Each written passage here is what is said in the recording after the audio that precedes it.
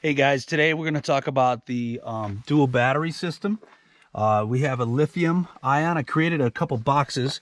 I had some space. I knew I wanted to get a canopy and I wanted to get a deck system here.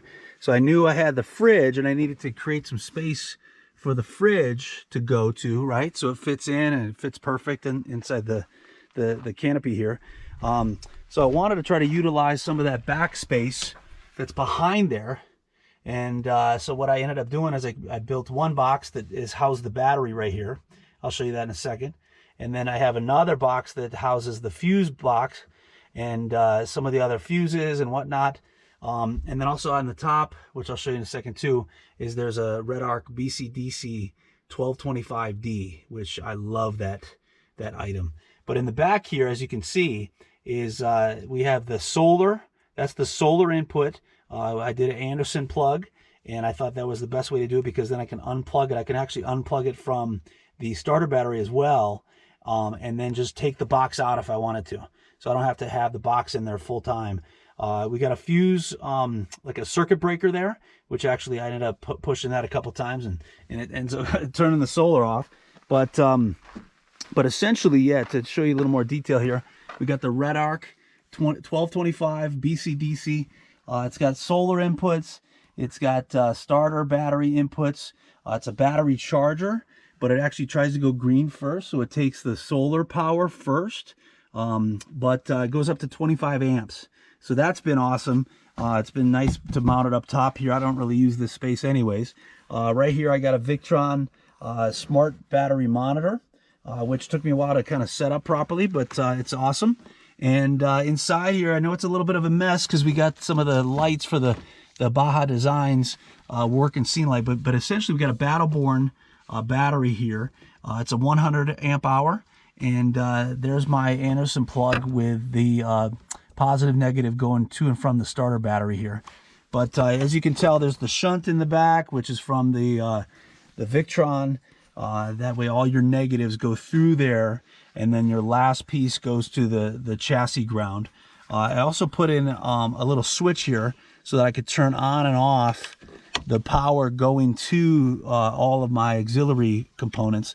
That way if I wanted to work on them or whatever, it wouldn't be a problem. This other battery box here, that has like a whole mess of wires, as you can tell. But essentially I got a Blue Sea 12 position positive and negative bus bar type of thing, fuse block. That's been awesome. I still have a lot more room to add and expand. I basically drilled a hole. I put a bracket on the bottom, so I connected the two boxes to make them into one box so that it's all one piece. But essentially I drilled a hole through there so I could transfer some of the wiring to and from these two boxes and going in and out. And on the end here, got a couple things going. I got a light switch here, which turns on a light right up top. And then also I have another light switch here, which goes to some work scene lights that I have in the side and in the back. So I can kind of turn everything on and off from this position. I also have a cigarette lighter or a 12 volt. This goes right now to the fridge. That way it's a little easier. Eventually I'm going to put an Anderson plug. I actually have an Anderson plug in the back that I can use for the fridge later on down the road. And then this one has a kind of a power charger. It goes dual USBs. That way we can just kind of open up the side here and then start charging our cell phones or batteries or GoPro batteries or drone batteries or whatever we want. But it's been pretty good. I mean, it weighs a lot. One thing I did was I tried to drill a hole down here to connect to the side of the track of the Tacomas here. I have a Toyota Tacoma. So that right now I have to get a little longer bolt so it fits in. But essentially what that does is it allows it to stay against the canopy here, so it's not moving around. It's not really going to move around that much anyways, just because it weighs so much.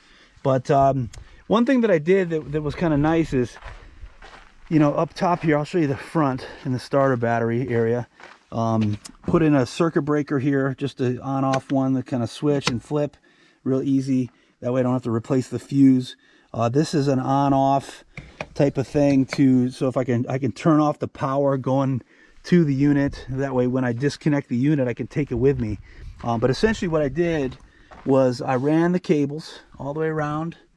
You can see out the outside of the engine bay, went down into the area down there by the muffler, kind of by the exhaust pipe, ran it alongside the frame all the way down, and then when I got back here where the bed is, ran it up here and ended up tucking it through this area, right through that little channel.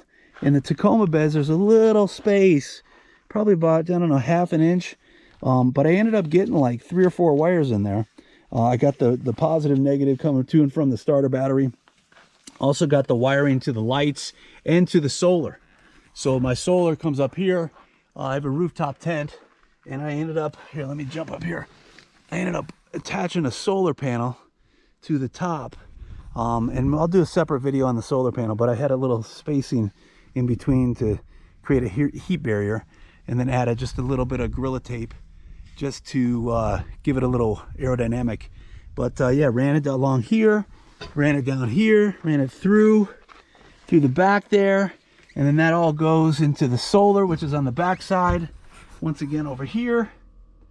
And then I can disconnect via Anderson right here to and from the starter.